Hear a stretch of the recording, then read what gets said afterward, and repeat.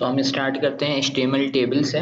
HTML tables हमारे पास web authors को allow करते हैं कि हम जो डेटा है उसको टेक्स्ट या इमेजेस जो है उनको रोज एंड कॉलम्स के अंदर डिस्ट्रीब्यूट कर दें। ठीक है, यानी जो हमारा टेबल होता है उसके अंदर क्या होती हैं, रोज होती हैं और कॉलम्स होती हैं। जब अगर हमें अपनी वेबसाइट के अंदर डेटा को या इमेजेस को या टेक्स्ट को क्या करना है, अरेंज करना है किसके अंदर, रोज एंड कॉलम्स वाले कॉम्बिनेशन के अंदर, तो हम यूज करते हैं टेबल्स का। किसका यूज करते हैं, टेबल्स का। टेबल्स क्रिएट करने के लिए HTML के अंदर जो हमारे पास टैग यूज होता है वो है टेबल का टैग। कौन सा टैग है, टेबल का टैग यूज होता है, जिसके अंदर फिर हम यूज करते हैं TR का टैग, जो कि हमारे पास यूज होता है टेबल रोज। ठीक है, यानी रोज क्रिएट करने के लिए। और इसी तरीके से हमारे पास एक और टैग यूज होता है जिसको हम कहते हैं TD। TD is use to creates data cells. ठीक है, यानी जो रोज के अंदर डेटा आता है वो TD के अंदर आता है, जिसको हम क्या कहते हैं, टेबल डेटा। ठीक है, TR table row full form है इसकी, और TD की फुल फॉर्म है टेबल डेटा। ठीक है, तो ये सबसे पहले हमने टेबल का टैग ओपन किया और टेबल का टैग किया क्लोज। अब इसके दरमियान हमारा टेबल बनेगा, मतलब जितना भी टेबल बनाएंगे वो इसके दरमियान आएगा। अच्छा, अब टेबल होता है, टेबल के अंदर दूसरी चीज क्या होती है, टेबल के अंदर रो होती है। तो हम एक रो बनानी है तो हम TR को ओपन करेंगे और उसको क्लोज करेंगे। क्या करेंगे, क्लोज करेंगे। अब ये हमारी हो गई टेबल रो। अब इस टेबल रो के अंदर हमें क्या बनाने हैं, TD बनाने, टेबल डेटा होता है। ठीक है, तो हमने कहा भाई इसके अंदर हमारे पास आ जाए TD। अच्छा, टेबल का यूज इसलिए करते हैं कि ताकि जो हमारा डेटा है ना वो एक किसी अरेंज में, यानी किसी मार्जिन या मसद किसी अरेंजमेंट फॉर्मेट के अंदर आए। ऐसा ना हो कि वो आगे पीछे हो रहा हो। जैसे टेबल में जब अरेंज करते हैं तो रोज एंड कॉलम्स में आता है और बिल्कुल एक लाइन में आएगा। ठीक है, जबकि अगर हम P टैग की मदद से टेबल वाला स्ट्रक्चर बनाना चाहें तो फिर क्या होगा, किसी लाइन में वो आगे हो रहा होगा, किसी में पीछे हो रहा होगा, तो वो सही नहीं है। इस वजह से हम क्या करते हैं, जब डेटा अरेंज होना हो रोज एंड कॉलम्स में तो हम टेबल का ही यूज करते हैं। ये आपने TD ओपन किया और लेट्स से आपने कहा भाई यहाँ पर I want to store ID। ठीक है, जैसे स्टूडेंट का रोल नंबर होता है ना, तो हमने कहा भाई पहली रो के अंदर, पहली रो के पहले कॉलम सेल के अंदर हमारे पास क्या आएगा, रो आएगी और आपके पास रोल नंबर आएगा। रोल नंबर के बाद आप कहते हैं कि भाई मैं यहाँ पर आके I want to store student name. Okay, then I will say कि मेरे पास यहाँ पर मैं स्टोर करना चाहता हूँ क्या, मैं स्टूडेंट का जो भी और डेटा है लाइक सिटी स्टोर करना चाहता हूँ। So this is the basic structure. हमने अभी सिर्फ क्या किया है, हमने एक टेबल क्रिएट किया है, उस टेबल के अंदर एक रो बनाई है और उस रो के अंदर हमने कुछ डेटा पास किया है। सो इसका रिजल्ट हम देखते हैं यहाँ पर। तो अब आप देखिए यहाँ पर ये एक स्ट्रक्चर के अंदर आपको शो हो रहा है। अगर मैं थोड़ा सा जूम इन करूँ तो ये देखिए थोड़ा सा स्पेस आ रहा है, रोल नंबर के बाद स्टूडेंट नेम के बाद स्पेस आ रहा है, और स्टूडेंट सिटी के पास भी आपके पास क्या आ रहा है, स्पेस आ रहा है। अब ये हो गई आपकी पहली रो। जब आपकी पहली रो यहाँ पे खत्म हो जाए तो अगर आपको एक और रो बनानी है तो आप एग्जैक्ट इसको कॉपी करें, क्या करें, कॉपी करें और नीचे लाइन में जाके इसको करें पेस्ट, और सिर्फ TD में जाके क्या चेंज कर दें, अपना डेटा चेंज कर दें। क्या चेंज कर दें, जैसे कि हमने कहा रोल नंबर 1 और स्टूडेंट, हमारे पास स्टूडेंट का नाम दे देते हैं असद, और उसकी सिटी हम कर देते हैं लाइक यहाँ से हैदराबाद। ठीक है, सो नाउ जब मैंने इसको यहाँ पर लिख लिया उसके बाद मैंने सेव किया Ctrl+S करके, और अब जाके मैं इसको एग्जीक्यूट करता हूँ तो आप देखिए बिल्कुल इस लाइन के नीचे ही डेटा आ रहा है। ठीक है, अब इसी तरीके से अगर जितने भी रिकॉर्ड्स हैं मैं क्या करता जाऊंगा, मैं कॉपी पेस्ट करके रोज में डेटा चेंज करता जाऊंगा और मेरा पूरा का पूरा यहाँ पे एक टेबल बन जाएगा। टेबल हेडिंग, ठीक है, table heading can be defined using the TH। हमें एक और टैग मिलता है यहाँ पर जो कि आपके पास TH है और इसकी फुल फॉर्म है table heading. This tag will be put to replace TD tag. ये किसको रिप्लेस करता है, TD को, which is use to represent actual data cell. आपके पास ये क्या करता है, TD क्या करता है, एक्चुअल डेटा सेल आपके पास रिप्रेजेंट करता है, और ये आपके पास TH क्या करता है, उसको रिप्लेस करता है, ठीक है।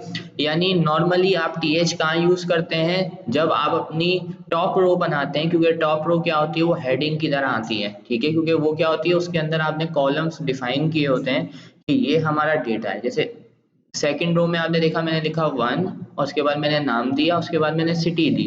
बट पहली रो के अंदर मैंने बताया था कि पहली रो में आपके पास जो है ना रोल नंबर आएगा पहली कॉलम में, सेकंड कॉलम में नाम आएगा और थर्ड कॉलम में क्या आएगा आपके पास, सिटी आएगी, ठीक है। तो अगर हम चाहते हैं कि वो हेडिंग की तरह रिप्रेजेंट हो तो उसके लिए हमें टीडी टैग को रिप्लेस करना पड़ेगा किसके साथ, टीएच के साथ। सो हम यहाँ पर आते हैं और यहाँ पर जाके टीएच कर देते हैं, सिर्फ क्या करना है, और ये ज्यादातर हम कब यूज करते हैं, पहली रो के अंदर। यहाँ पे भी टीएच कर दिया और यहाँ पर जाके भी हमने टेबल फर्स्ट रो जो होती है उसके अंदर यूज करते हैं हेडिंग्स वगैरह बनाने के लिए। अब देखें अभी ये बोल्ड नहीं है, अभी आप इधर देखें स्क्रीन पर, अभी देखें ये पहले जब बनाया था इसी तरीके से आ रहा था, तो अब देखें, ठीक है। जब आप टीएच यूज करेंगे जरूरी नहीं कि आप टीएच इसी के साथ यूज करें, अगर आप सारा डेटा टीएच में देंगे तो सारी की सारी रोज क्या होंगी, बोल्ड होकर आएंगी। बट जनरली हम क्या यूज करते हैं, हम पहली जो रो होती है उसी को क्या बनाते हैं, टीएच बनाते हैं, टेबल हेडिंग। और ये सुनाओ, उसके बाद हमारे पास इसी के अंदर आपके पास एक और कॉन्सेप्ट आता है, ठीक है, सेल्स स्पेसिंग का और सेल्स पेडिंग का। But before that we have another attribute that is border, ठीक है। हमारे पास एक एट्रीब्यूट होता है टेबल का जिसको हम कहते हैं बॉर्डर। तो पहले हम बॉर्डर अप्लाई करते हैं और फिर उसके बाद समझते हैं कि सेल्स स्पेसिंग और सेल्स पेडिंग का क्या काम। चलिए मैं यहाँ पर आता हूँ और यहाँ पर जाके ये आपके पास जो बॉर्डर का एट्रीब्यूट है वो किसका है, टेबल का है।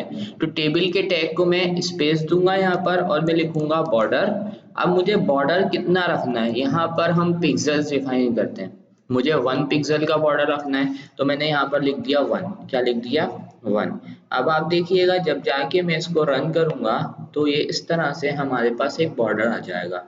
तो ये अभी मैंने इसका जो बॉर्डर का स्पेस रखा है वो कितना रखा है, 1 पिक्सल, ठीक है। अभी अगर मैं जाके बॉर्डर करता हूँ 10 पिक्सल, कितना कर दिया 10, तो अब आप देखिएगा कि कितना आपके पास बॉर्डर आ जाएगा, इस तरह का बॉर्डर आ जाएगा।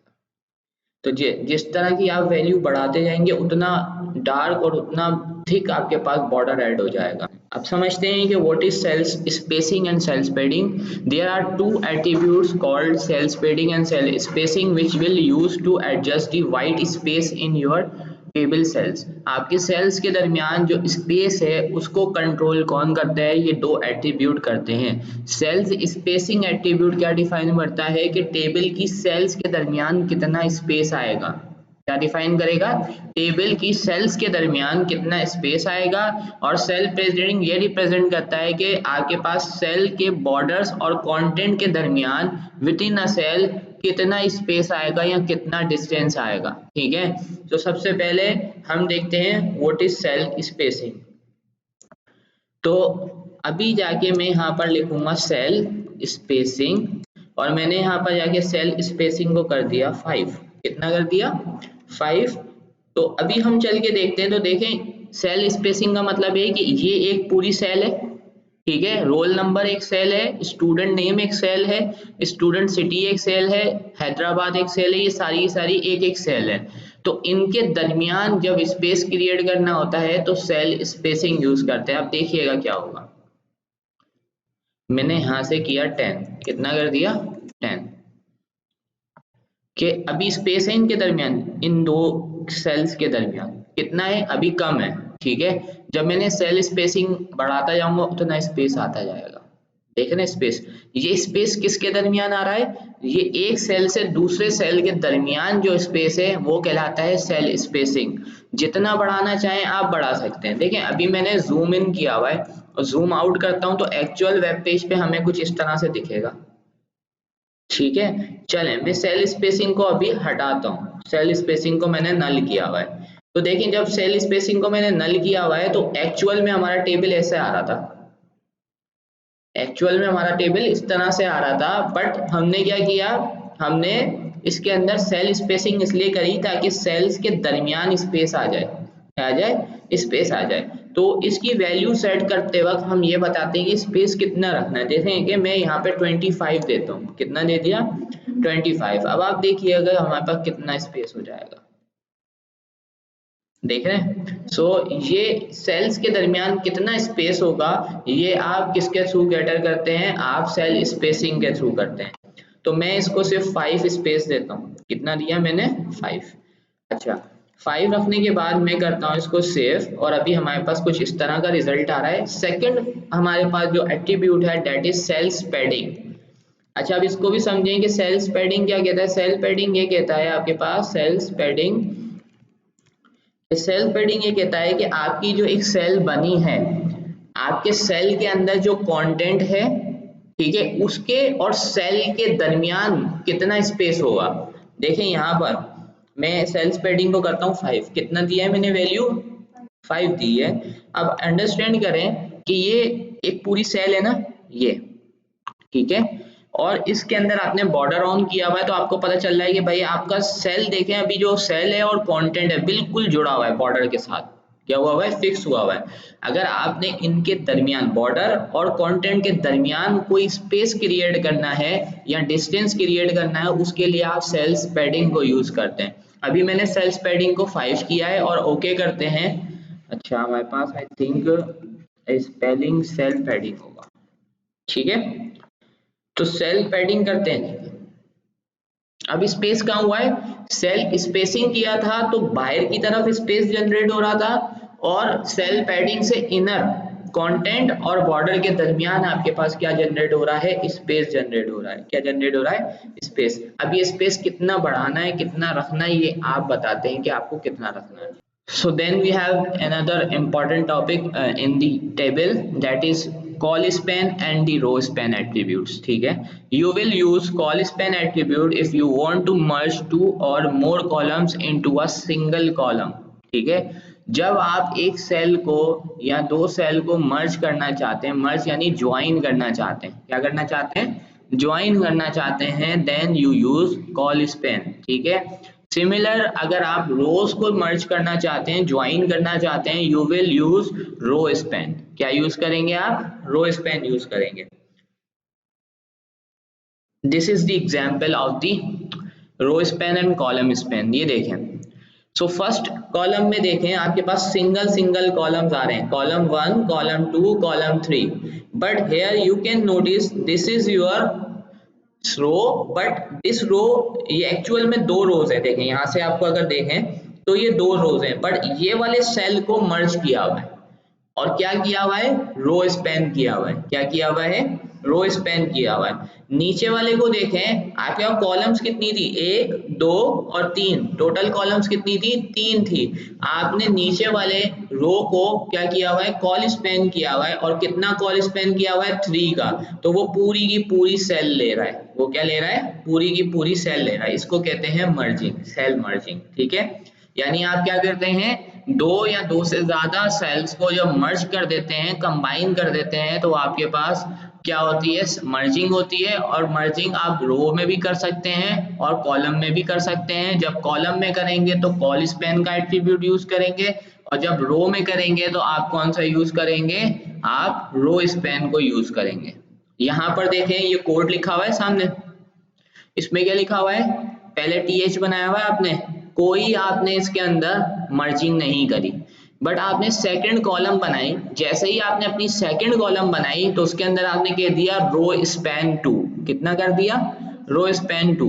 रो स्पैन 2 जैसे ही आपने किया तो आपके पास ये रो बन गई और इसने 2 सेल ले ली। कितनी सेल ले ली, 2 सेल। उसके बाद आपने यहाँ पर देखें दोनों सेल का डेटा दिया, बट नीचे वाली सेल में देखें, नीचे वाली में आपने कितना डेटा दिया है, 2 का दिया है। देना तो 3 का चाहिए था ना, क्योंकि 3 कॉलम्स हैं, हर कॉलम का डेटा दे रहे हैं ना हम, हर कॉलम का दे रहे हैं, जैसे कॉलम 1, कॉलम 2, कॉलम 3, सबका डेटा दे रहे हैं। तो होना क्या चाहिए था कि यहाँ पर भी 3 आने चाहिए थे, बट यहाँ पर कितने दिए आपने, 2 का डेटा दिया। क्यों, क्योंकि इसकी जो एक रो है, एक कॉलम है, वो ऊपर मर्ज हो चुकी है, ऊपर क्या हो चुकी है, मर्ज हो चुकी है। आप रिजल्ट में देखें, नजर आ रहा है, ये देखें, ये आपकी, यहाँ पर मैं दिखाता हूँ,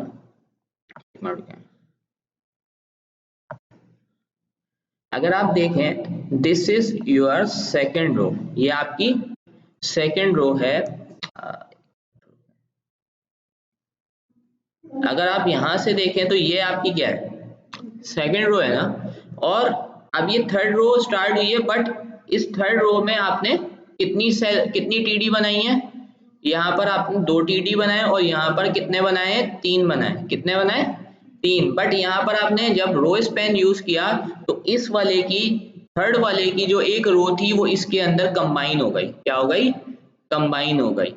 ठीक है, ये क्या कर रहा है, ये रो स्पैन कर रहा है। ये कौन करके दे रहा है आपको, रो स्पैन करके दे रहा है। अब आप देखें एक्चुअल में अगर आप इस रो को भी देखें तो इसके अंदर भी टेक्निकली आपके पास 3 ही कॉलम्स का डेटा आ रहा है, बट फर्स्ट वाले में क्या हो गया है, ज्वाइनिंग हो गई है, फर्स्ट वाले में मर्जिंग हो गई है, और इसलिए आपने 2 सेल का दिया है। अगर आपने इसमें तीसरा सेल दिया होता ना तो यहाँ पर एक और सेल बन जाता एक्स्ट्रा। क्या बन जाता, एक और सेल बन जाता और आपका लेआउट सारा खराब हो जाता। क्यों, क्योंकि आपने मर्ज किया था तो अब आपको उसी हिसाब से टेबल के अंदर डेटा को रखना है। उसके बाद नीचे वाले में देखें, आप अभी हर रो को देखें, हर रो के अंदर आप कितने टीडी यूज कर रहे हैं, 3। सेकंड वाले में भी आपने 3 यूज किए, सिर्फ इसके अंदर आपने आके 2 किए, लेकिन लास्ट वाले में आपने कितने टीडी यूज किए, 1 यूज किया है। और उसने क्या कर लिया, और उसके अंदर आपने क्या यूज किया, उसके अंदर आपने कॉल स्पैन यूज किया है 3। कितना कॉल स्पैन यूज किया है, 3 कॉल स्पैन यूज किया है, जिसकी वजह से वो आपके पास पूरी उसने कॉलम्स को क्या कर लिया, मर्ज कर लिया। क्या कर लिया, मर्ज कर लिया। मैं नीचे एक नया टेबल बना रहा हूँ, ठीक है, समझाने के लिए। मैंने एक टेबल बनाया,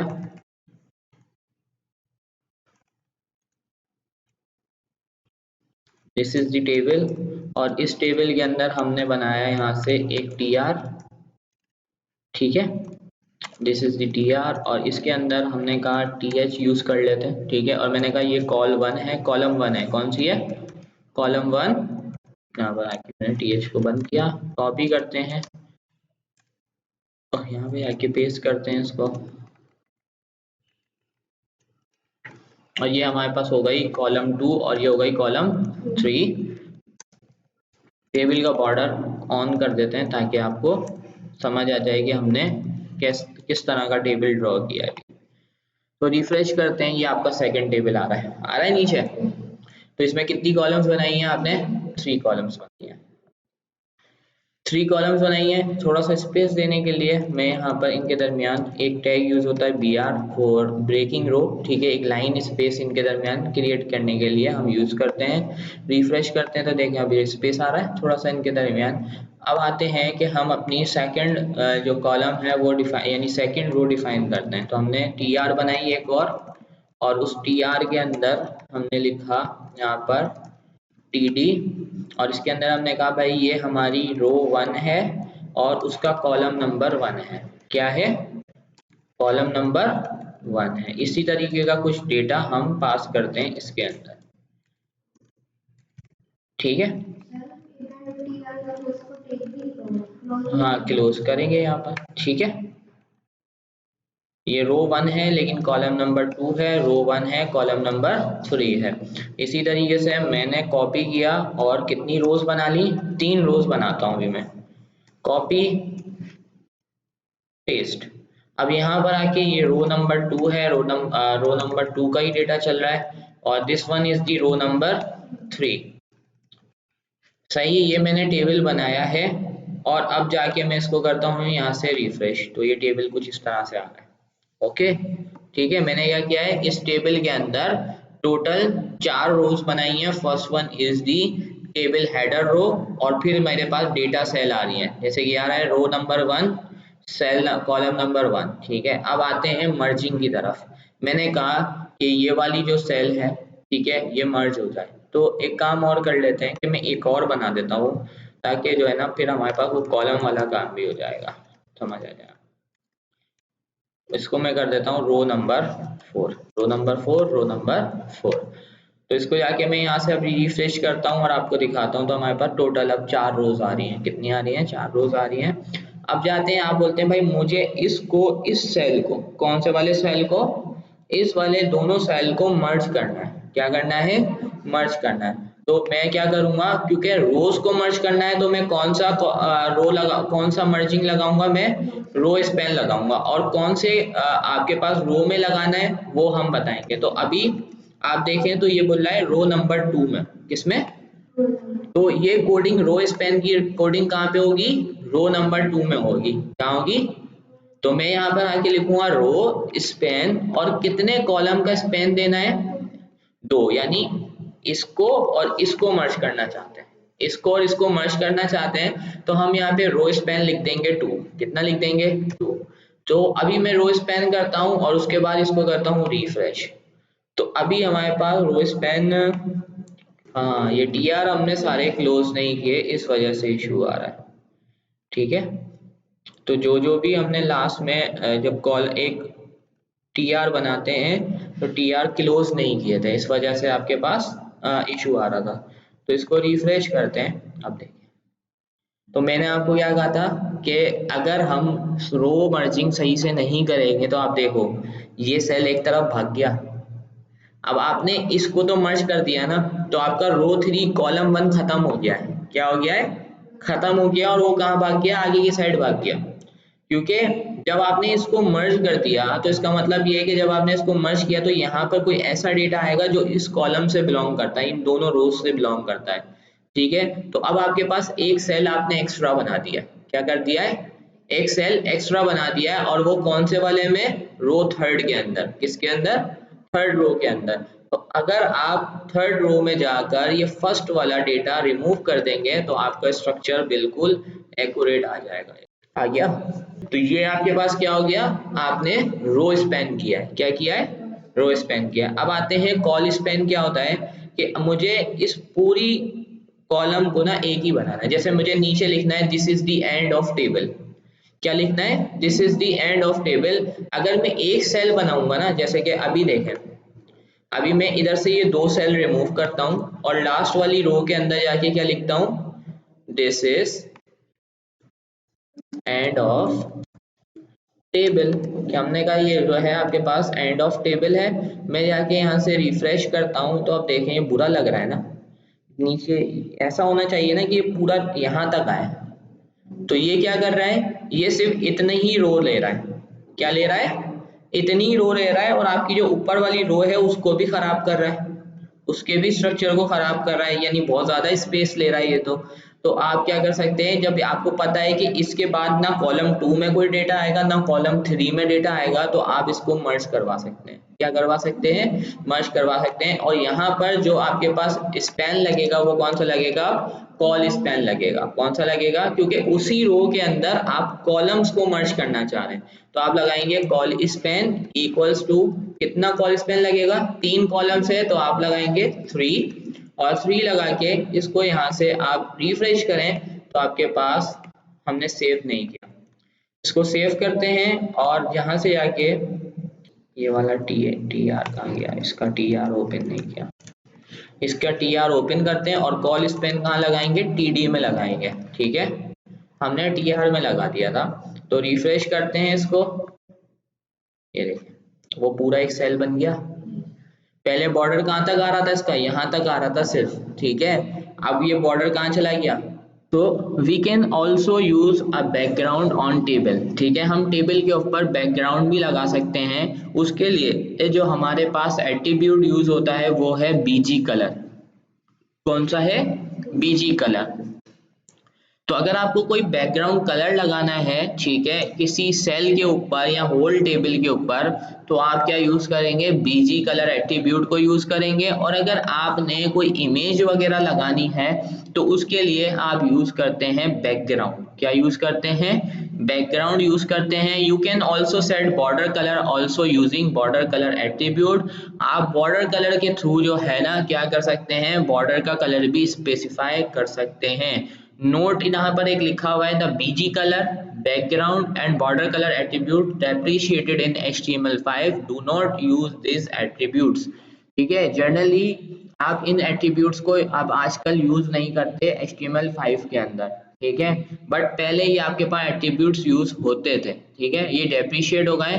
आपको कलर वगैरह देना है या आपको कोई बैकग्राउंड देना है तो उसके लिए आप नॉर्मली आजकल जो यूज करते हैं वो क्या यूज करते हैं, CSS के थ्रू करते हैं टेबल। और मैंने कहा कि मुझे कलर देना है इस वाले टेबल को, तो यहाँ पर आके मैं लिखूंगा BG कलर, ठीक है।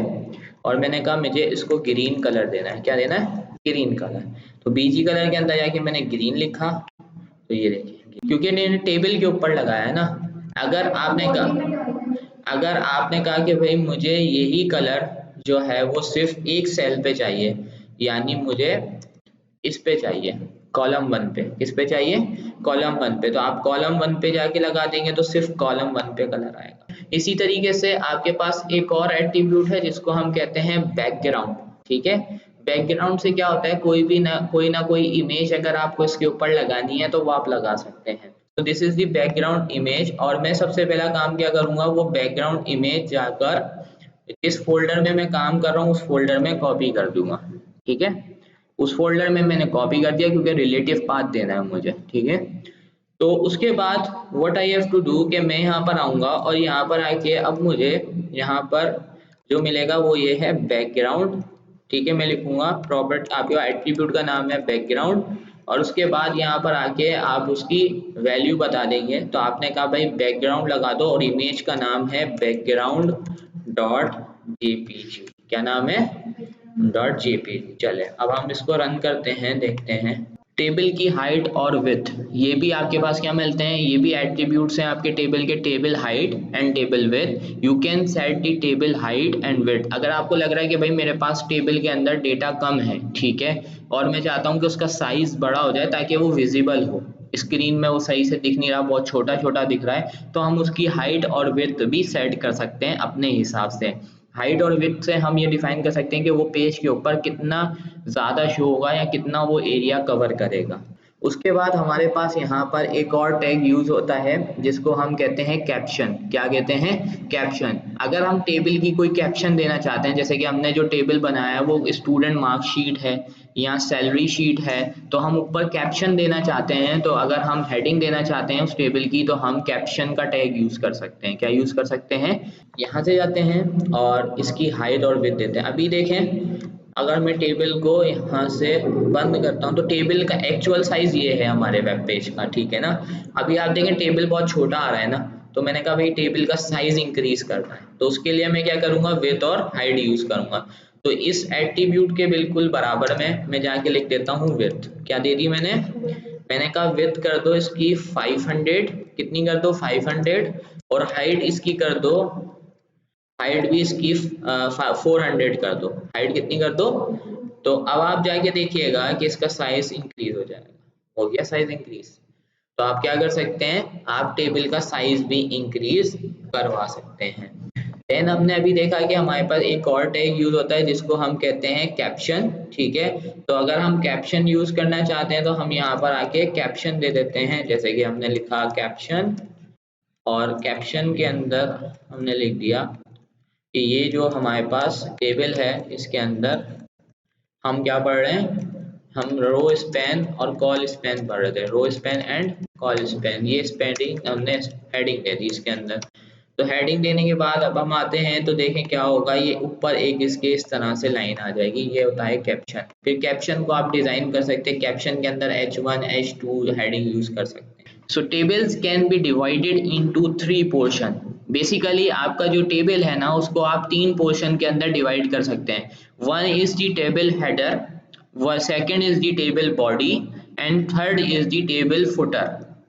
What is header, footer and body?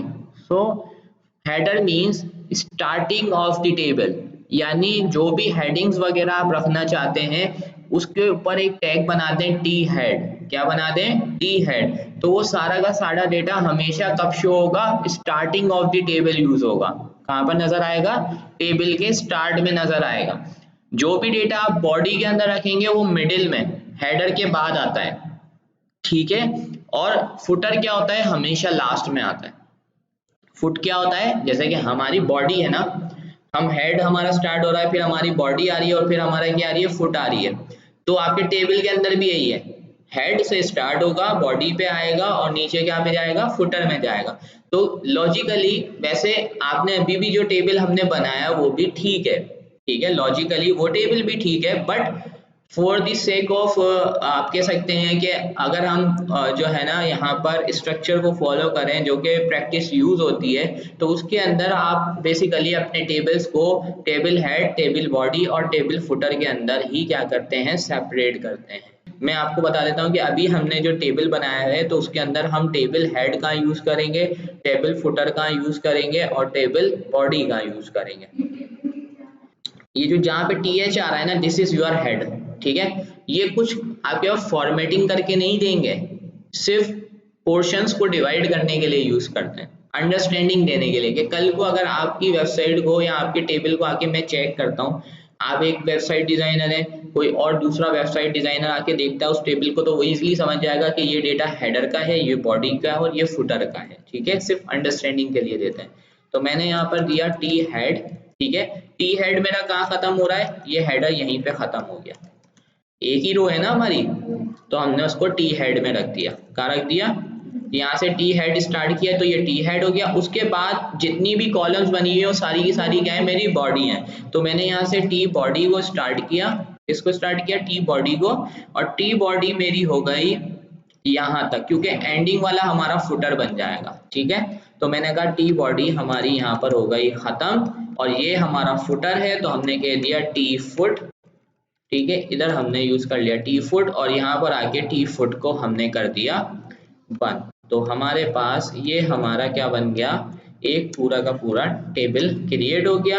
अगर अभी हम जाके रन करते हैं तो कोई रिजल्ट आपको शो नहीं होगा, जस्ट फॉर अंडरस्टैंडिंग आप क्या यूज करते हैं, इन टैग्स को यूज करते हैं अपने टेबल को पोर्शंस में डिवाइड करने के लिए।